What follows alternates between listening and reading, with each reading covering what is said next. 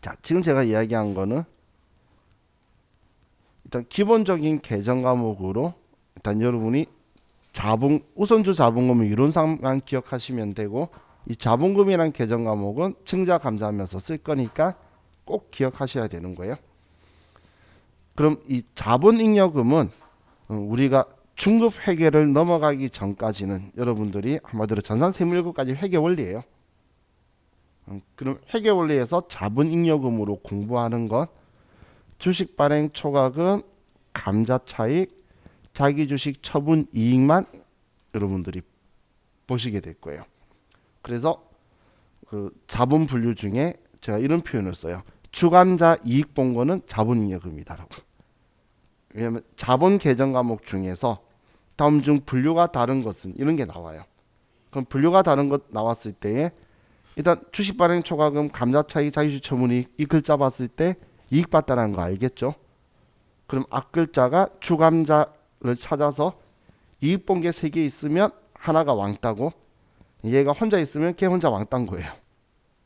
그렇게 해서 이제 분류가 다른 것은 이런 거 찾았을 때 여러분들이 찾으실 수도 있고, 자, 자본 조정은 지금 이익 본 게 아닌 주감자 중에 이익 본 게 아닌 것도 여기에 들어가는데, 얘네들만이 아니고 이 자본 조정 계정 과목에는 우리 특이한 계정 과목들이 많아요.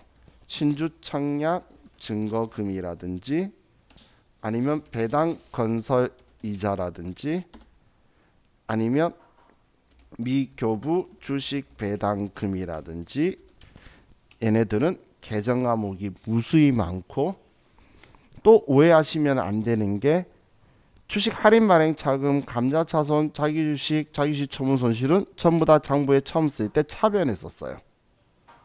그래서 우리가 차감 계정이다라고 오해할 수 있는데, 차감 계정만 자본 조정이 아니에요. 신주 청약 증거금이라든지 미교부 주식 배당금은 대변에 쓰는 계정이에요. 그래서 자본 조정은 자본 간의 거래에서 자본금과 자본잉여금으로 분류할 수 없는 걸 모두 모아둔 우리 분류다라고 보시면 돼요. 얘네들은 나중에 언젠가는 해결되는 거예요. 뭐 예를 들면 신주 청약 증거금이라는 거, 우리가 주식회사를 설립하는 방법은 발기 설립이 있고 모집 설립이 있어요.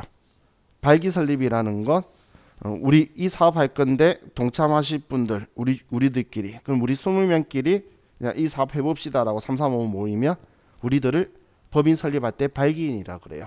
그럼 그 발기인 명부를 써서 올려서 설립하는 걸 발기 설립이라고 하는 거고, 모집 설립이라는 건 우리 회사가 이런 형식의 사업을 할 거니까 사업의 첫 시작에 참여하실 분 투자자 모십니다라고 해서 공모주를 발행하는 걸 모집 설립이라고 해요.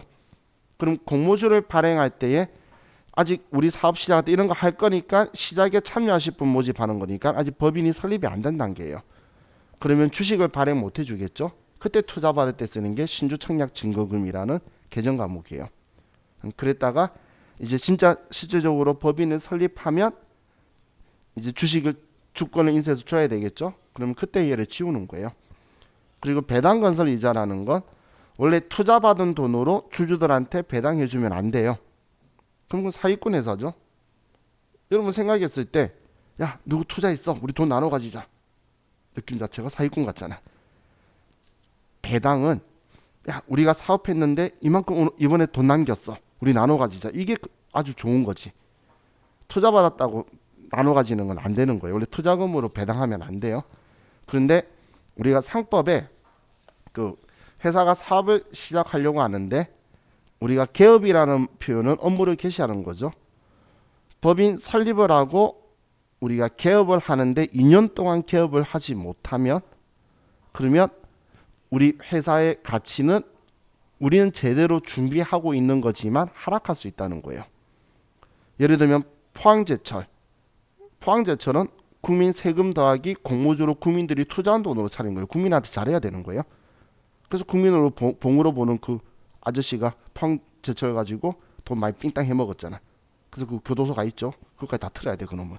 근데 그 포항제철 같은 경우도 그렇게 공모주를 가지고 했는데 그 포항제철을 가동하는 데까지 5년 넘게 걸렸어요. 그럼 투자한 사람 입장에서는 그럼 5년 동안 배당도 하나도 못 받고 사업을 시작 못하니까 주식 가치가 하락하게 되겠죠. 그렇기 때문에 상법에서 만약에 2년 동안 개업을 하지 못하면, 업무를 개시하지 못하면 이 뜻이에요.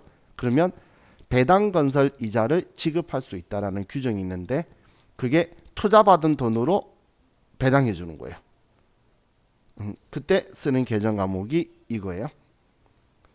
그리고 미교부 주식 배당금은 우리가 나중에 우리가 분개할 때 쓸 거예요. 얘는 주주총회할 때에 주식 배당하기로 결의했다고 해서 그날의 주식을 발행해서 줄 수 없겠죠. 그래서 임시적으로 쓰는 거예요. 주식 발행해 주기 전까지. 그때 쓰는 게 이 계정 과목들이에요. 그럼 얘네도 지금 방금 제가 이야기한 거는 우리가 손익거래 하는 게 아니죠. 그래서 자본거래인데 자본금과 자본잉여금으로 분류할 수 없는 것들을 우리는 자본조정으로 분류를 한다라고 보시면 돼요. 자, 그럼 자, 우리가 분개할 때 볼 거는 얘. 다시 말할게요. 얘 둘이 빼고는 분개하면서 볼 수 있는 애들이에요. 얘 둘이 빼고는 분개하면서 사용할 계정 과목들이고, 자, 지금 여기까지는 자본거래이기 때문에 캐피탈이라고 말하는데, 이제 우리 인컴이라고 말하는 손익거래에서 기타 포괄 손익누계액이 있는데, 기타 포괄 손익누계액은 손익이라는 건 수익 비용인데 손익계산서에 들어가지 못하는 것들을 포괄적으로 표현해 주는 것. 여기는 미실현 보유 손익이 들어가 있는 거예요. 실제로 실현되지 않은 손익들 있죠. 자, 여기에 대표적인 계정 과목이 우리가 나중에 공부하게 될 매도 가능 증권 평가 손익, 평가 손실 평가이익, 그리고 재평가 잉여금, 그리고 해외 사업 환산 손익, 혹은 파생 위험 회피 파생 상품 평가 손익, 이런 계정 과목들이 있는데, 이 실제로 안 일어난 거죠. 실제로 안 일어났기 때문에 기타 포괄 손익 누계액으로 분류되는 계정 과목의 특징은 평가나 환산이라는 글자가 들어가 있는 거예요. 자본 이야기하면서 평가나 환산이라는 글자가 있다면 그거는 무조건 기타 포괄 손익 누계액으로 분류되는 계정 과목이에요. 미실현 보유 손익이니까 얘가 평가나 환산인 거예요. 실제로 안 일어난 거.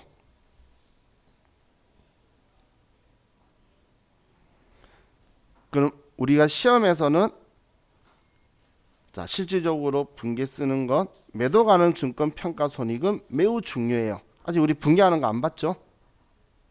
아직 안 했어요. 근데 이제 앞면 터둘게요. 단기 매매 증권 평가 손익은 영업의 수익 비용이었죠. 우리 단기 매매 증권 관련된 건 평가 손익이든 처분 손익이든 영업의 수익 비용이었는데, 매도 가능 증권의 평가 손익은 얘는 실제로 안 일어나서 기타 포괄 손익 누계액에 들어가 있는 거예요. 단기 매매 증권 걔가 이상한 거야. 바로 팔 거니까 평가한 것도 수익 비용 처리하라는 건데, 얘는 언제 일어날지 모르기 때문에 실제 안 일어난 거 손익계산서 들어가면 안 된다는 거예요. 왜 손익계산서에 안 넣냐면, 손익계산서에 들어가게 되면 단기순이익이 만들어지겠죠. 그럼 올해 사업에서 이익 봤다라고 하면 주주들이 배당하라고 할 거잖아. 그게 3법 용어로 배당 압박이라 그래요. 실제 돈 안 받았는데, 제가 전에 이런 표현 했던 거 기억나시나요? 오늘 주식 가격 올랐는데 오늘 밤에 친구한테 자랑했더니 친구가 수사래. 난 수사 돈 없는 거. 그렇기 때문에 손익계산서로 못 보낸다는 거예요. 그래서 여기에다 두는 거예요. 실제로 일어나면 그때 손익계산서로 갈 거예요. 실제로 일어났을 때. 그리고 재평가잉여금도 나중에 저와 같이 좀 볼 거예요. 이건 좀 어려운 형태의 분개인데 자주 나오는 건 아니고, 해외사업 환산손익, 위험회피 파생상품 평가손익은 여러분들이 쓸 일이 절대 없어요. 이건 절대 없어요. 왜 없냐면 중급 회계 이상부터 나오는 거예요. 얘는 고급 회계용이에요. 자, 우리 회계는 회계 원리가 있고 중급 회계가 있고 고급 회계가 있어요. 우리가 쓰는 거는 회계 원리예요. 중급 회계는 세무사 시험이나 아니면 세무공무원 시험이나 아니면 회계사 시험에 나와요. 고급 회계는 회계사 시험에는 꼭 나오지만 세무사 시험에는 나올 때도 있고 안 나올 때도 있는 거예요. 그리고 우리가 하는 건 회계 원리 가지고 장부에 기록하는 거예요. 회계하고 세법의 차이가 뭐냐면, 세법은 우리가 공부하는 건 세금을 신고하고 납부하려고 하는 거고, 회계하는 거의 목적은 뭐냐면 기업의 가치를 정확하게 측정하고 평가하고 측정하는 거예요. 그렇기 때문에 두 개가 하는 게 틀려요. 그래서 우리가 세무회계라고 표현하는데 사실은 이 회계와 세법은 궁극적인 목적이 틀려요. 나중에 여러분들이 뭐 학교에서 학문으로도 공부하든 아니면 회계사 세무사를 뭐 생각을 하시든, 자, 본인의 나이를 생각하시면 돼요. 자, 내가 지금 20대 초반이다. 그럼 회계사 공부해도 돼요. 근데 내가 20대 후반을 넘었다. 그러면 회계사 공부를 하지 마세요. 일단 먹고 살 데가 없고 회계 전문가가 되었을 때 들어갈 수 있는 곳은 회계법인밖에 없는데 회계사를 젊은 애들만 써요. 그렇기 때문에 나이 든 사람은 혼자 차리게 되는데, 혼자 차려서 기업을 인정해 주겠다라는 작업했을 때 거래처가 안 생겨요. 그러면 이제 마이너스 통장 못 갚아서 망하는 길밖에 없어요. 그래서 그러면 차라리 세법으로 가는 게 좋은데, 지금은 세무사 같은 거 하지 마세요. 옛날에 제가 학교 다닐 때야 학교에서 대기업 못 들어가고 그런 친구들, 집에 좀 살만한 애들이 그 세무사 공부했어요. 그래서 세무사가 부족해가지고 변호사도 하고 회계사도 그 일하고 하다가 어느 순간 뭐 취업난 생기면서 세무사가 늘어나가지고 이제 변호사 못하게 하고 막 막았죠. 근데 지금은 너무 포화 상태인데 영업이에요. 영업이기 때문에 영업을 할 자신이 없으신 분들, 그리고 세금 영업은 가족한테 못 팔아요. 우리 보험 영업은 가족한테 팔 수 있잖아. 근데 세금 영업은 가족들이 절대 나한테 오픈 안 해요. 우리 삼촌 고모 자기가 얼마 버는지 다 오픈해야 되기 때문에 절대 나한테 거래처가 안 돼요. 그 사람들이 언제 거래처가 되냐면 자기한테 세금 때문에 문제 생겼을 때 그때 이제 나의 고객으로 들어올 수 있는 거예요. 가족들은 전혀 모르는 사람들이 거래처가 돼야 되기 때문에 굶어 죽기 딱 좋아요. 영업력 없는 분들은 막 뭐 나중 따면은 다 될 것 같죠. 나중 되면 자기 좀 빌려주고 뭐 몇백만 원 받다가 걸려가지고 취소당하는 것밖에 없어요. 제 주위에 그런 사람들 많아요. 제 친구가 자리 잡는데 6년 걸렸어요. 그것도 빨리 한 거예요. 6년이라는 건 거래처에 나온 돈으로 이제 월세 내고, 그리고 지금도 월급 주는 거 딱 본전됐을 때. 그렇기 때문에 좀 쉽진 않아요. 그죠? 회계사는 그래서 젊을 때 하면 되는데 힘들어요. 제 친구 엄청 고생 많이 하는데, 그 기업의 가치를 평가한다는 건 지금 이런 게 얼마나 힘든 거냐면, 자, 제 친구가 그 삼성 옛날 회계법인에 있을 때 에버랜드가 거래처였어요. 에버랜드의 자산은 뭐죠? 에버랜드 아닌데 그 옆에 뭐죠? 동물원 있는 거. 그 에버랜드 맞아요? 거기에요. 걔의 자산은 동물이죠. 식물하고. 야, 그걸로 어떻게 가치를 측정할 거냐는 거예요. 진짜 무슨 학자가 돼요? 그러다가 제 친구 어느 날 자기 그만둬야겠대요.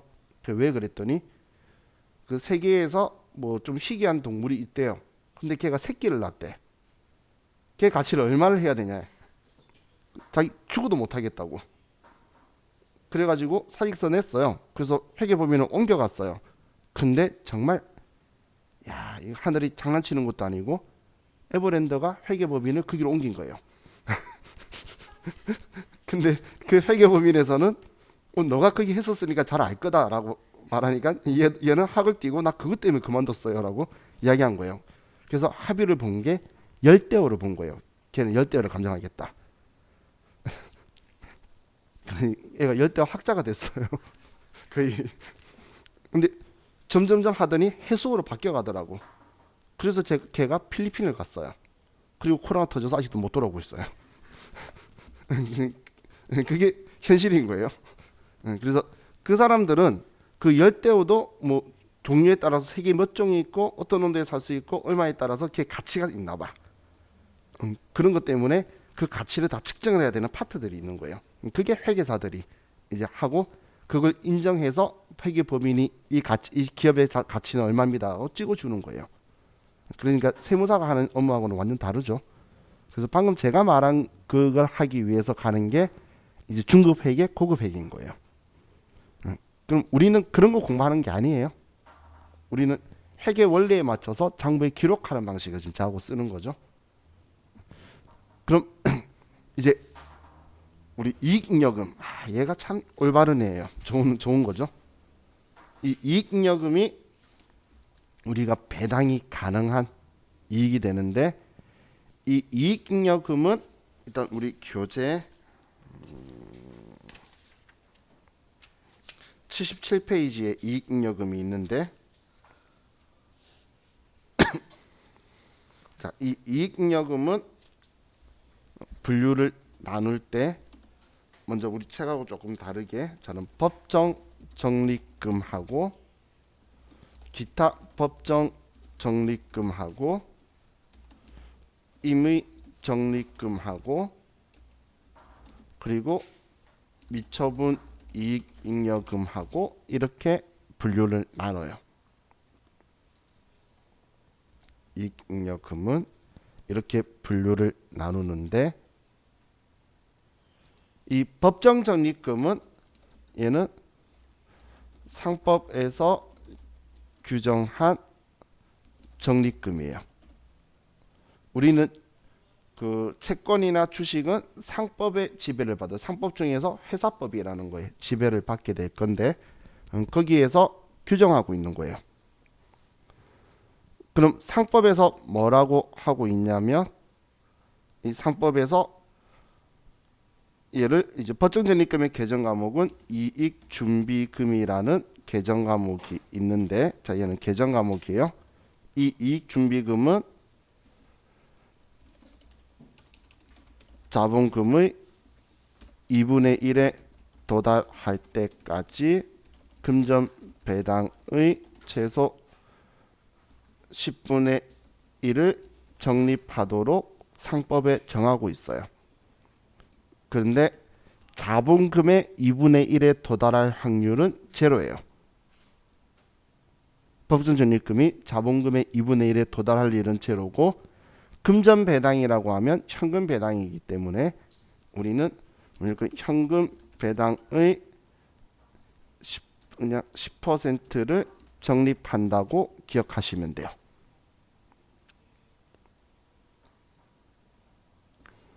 자, 이건 기억해야 되는데 제가 왜 77페이지 표자라고 했냐면 77페이지에 이익준비금에 적혀있는 글자 있죠? 자, 얘 기억해 두시라는 거예요. 아무 말 없어도 알아서 주주총회 끝나면 현금 배당하면 현금 배당의 10%를 적립해야 되는 거예요. 최소. 상법상 최소 적립한다라고 하면 이 금액을 하는 거예요. 그럼 그냥 쉽게 현금 배당의 10%라고 생각하시면 돼요. 그럼 기타 법정 적립금이라는 건 뭐냐면 상법 이외의 법에서 규정한 적립금이에요. 우리 저세특례제한법이나 이런 것들 있죠. 저특법이라고 말하는 거 그런 건데 우리 시험에 상법 이런 거 이외의 법에서 적립하라는 거 나올 일은 절대 없어요. 그래서 신경 안 쓰셔도 돼요. 임의적립금이라는 거는 얘는 우리 회사가 임의적으로 적립하는 거예요. 그래서 따로 공부할 필요 없는데 예를 들면 이런 거예요. 우리 회사에 빚이 있어요. 그럼 빚 갚기 위해서 돈 모아둡시다라고 주주총회에서 결의한 거예요. 그런 걸 감채적립금이라고 하고 우리 회사가 공장이나 사옥이 필요한 거예요. 그거 짓기 위해서 돈 좀 모아둡시다라고 해서 모아두는 걸 사업 확장 적립금이라고 하고 이런 것들이 임의적립금이에요.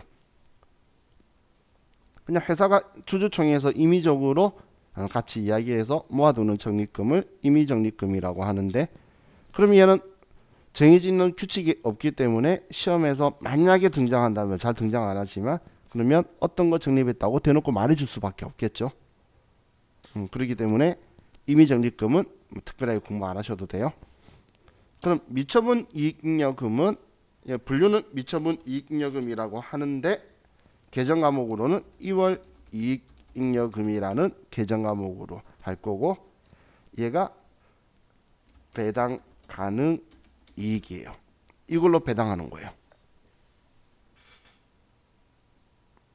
2월 이익잉여금이라는 계정 과목을 가지고 우리는 얘가 배당 가능 이익이고 이걸 가지고 배당을 실시할 거예요.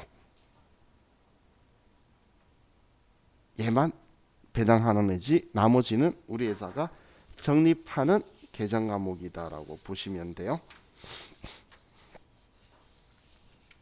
자, 그럼 우리 이 배당 가능한 이익인 2월 이익잉여금 이거 가지고 간단한 내용만 좀 볼게요.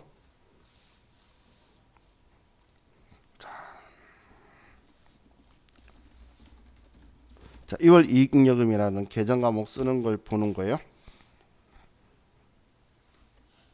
자, 첫 번째 결의일.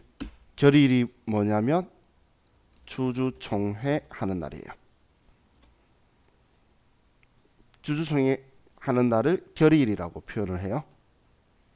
자, 결의일 날, 자, 우리가 예를 들어서 현금 배당 100만 원 그리고 주식 배당 1000주 액면은 1000원이다라고 보고 자, 이렇게 하기로 결의를 했어요.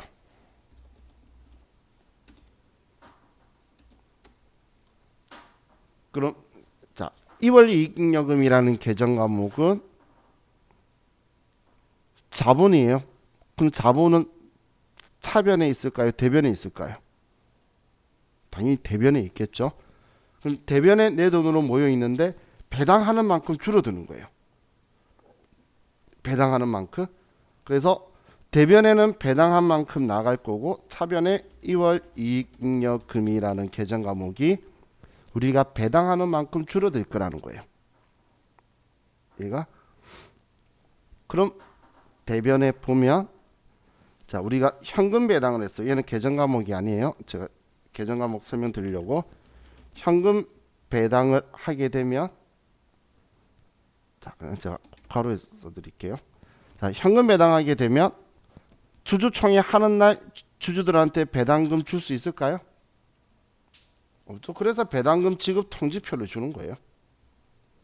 지금 현재는 증권구자로 입금해 준다고 하는 거고 그럼 오늘 안 준다는 이야기죠.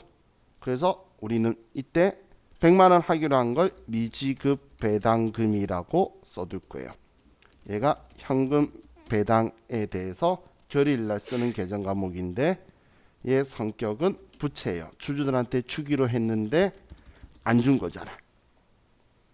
그래서 미지급 배당금이라는 부채로 써두게 되고 다음 주식 배당 하기로 했어요. 그럼 1000주인데 액면가 1000원이면 100만원치 발행을 해주는 건데 금액으로 액면가 100만원치를 근데 주주총회 하는 날 주권인쇄해서 당연히 주지 못하겠죠. 그래서 이때 쓰는 계정 과목이 미교부 주식 배당금이라는 계정 과목이에요. 얘가 주식 배당에 대해서 하는 건데 자, 얘 성격은 뭘까요? 우리 처음 봤나? 그렇죠. 우리 여기서 봤던 애죠.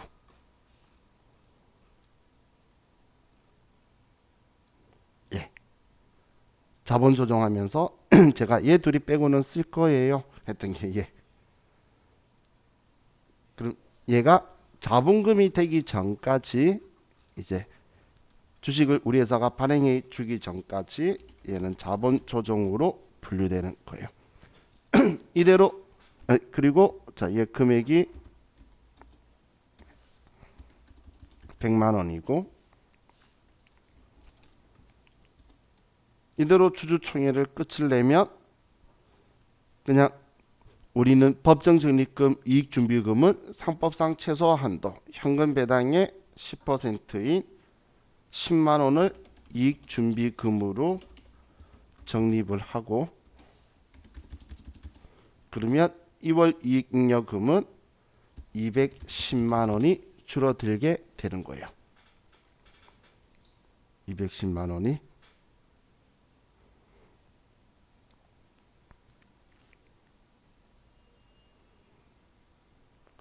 이게 결의일날 우리가 회계 처리하는 거예요. 그럼 배당 실시하면, 배당 실시는 간단해요. 현금 배당 실시하게 되면 현금 배당에 대해서 미지급 배당금 적었던 거 지워주는 거예요. 이제 배당금 주니까. 안 줬으니까 부채로 적었던 거 지급하면 지워야 되겠죠. 그래서 차변에 미지급 배당금 100만 원 지우고 대변에 현금 배당을 해주면 되는 거고, 주식 배당을 실시를 하면 미교부 주식 배당금이라고 적어뒀던 이 임시 계정을 이제 지워주고, 자, 우리 주식 배당은 우리 회사가 가지고 있는 주식을 나눠주는 게 아니고 주식 배당은 주식을 발행해서 주는 거예요. 그럼 얘도 주식 발행했죠? 주식 발행하면 그냥 이것저것 볼 것 없이 무조건 대변에 자본금, 얘는 주식수 곱하기 액면가 이렇게 쓰는 거예요.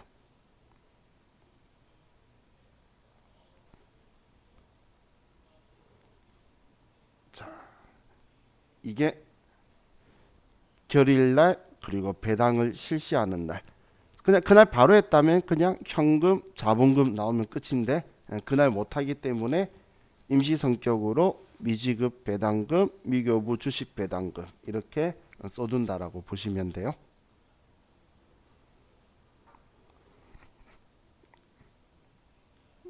자, 이게 우리가 배당할 때에 쓰는 방식이에요. 그럼 제가 앞에 법정 적립금인 이익준비금 이야기할 때 이런 표현 썼죠. 자본금의 2분의 1에 도달할 일 없어요. 법정 적립금인 이익준비금이 자본금의 2분의 1에 도달할 일이 없는 이유가, 자, 시험에도 이런 표현 잘 나오는데 이익준비금을 자본에, 근데 자본에라고 할 때도 있고 자본금에라고 할 때도 있는데 자본에 전입하다라고 시험 문제에 나와요. 이익준비금을 자본에 전입하다라는 말은 뭐냐면, 이익준비금은 이 앞에 적립할 때 자본이니까 대변에 모아뒀죠. 얘를 자본금 계정으로 대체한다는 이야기예요. 그럼 대체한다는 건 얘를 지우고 얘를 자본금으로 전환시킨다는 이야기죠. 그러면 이익준비금이 10만 원이 줄어들고 대변에 자본금 10만 원이 늘어나게 되는 거예요.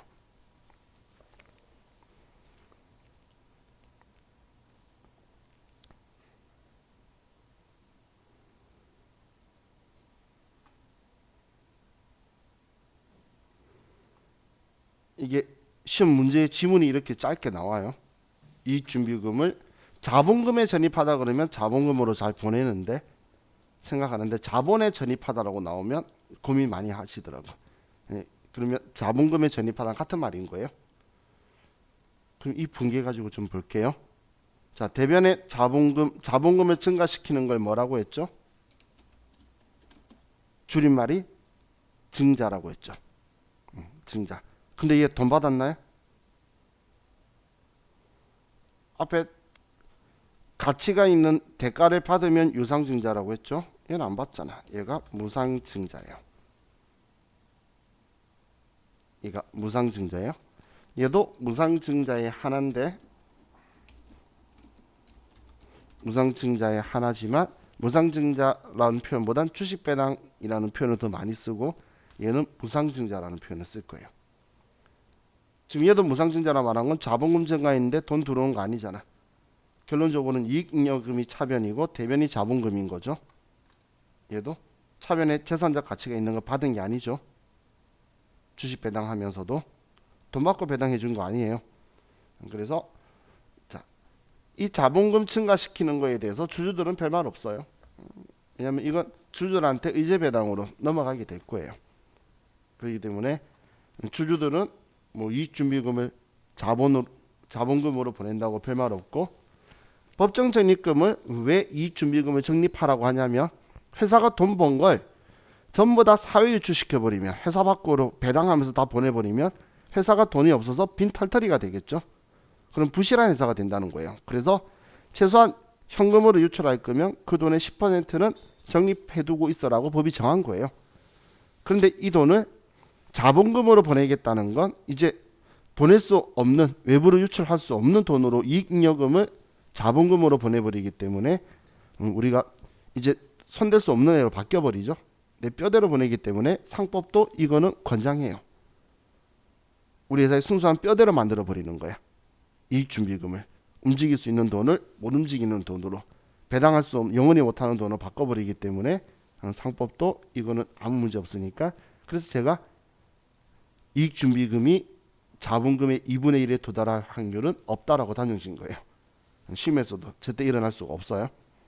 근데 만약에 도달했다면 더 적립하면, 도달하면 적립할 필요 없는데 적립하면 그때는 법정 적립금이 아니고 임의 적립금이 되는 거예요. 우리 회사 그냥 모아두고 싶어서 돈 모아두고 있는 거야. 그런 상황이 된다라고 보시면 돼요. 자, 여기까지가 좌우와 같이 자본에 대해서 이야기를 했는데, 자, 이 자본은 수익하고 비용이 아니기 때문에 특이한 성격이 있어요. 특이한 성격이라는 게 뭐냐면, 우리 반대되는 계정처럼 보이는 주식 발행 초과금이라는 계정 과목하고 반대되는 성격이 주식 할인 발행 자금이라는 계정 과목이었죠. 또 감자 차익하고 반대되는 성격의 계정 과목이 감자 차손이었죠. 또 자기 주식 처분 이익하고 반대되는 성격의 계정 과목이 자기 주식 처분 손실이었어요. 그럼 얘네들은 지금 얘는 주식 발행하면서 이익 보거나 손해 본 거고, 감자하면서 이익 보거나 손해 본 거고, 자기 주식을 팔면서 이익 보거나 손해 본 돈인데, 이 두 계정 과목들은 얘네들은 잔액이 공존할 수가 없어요.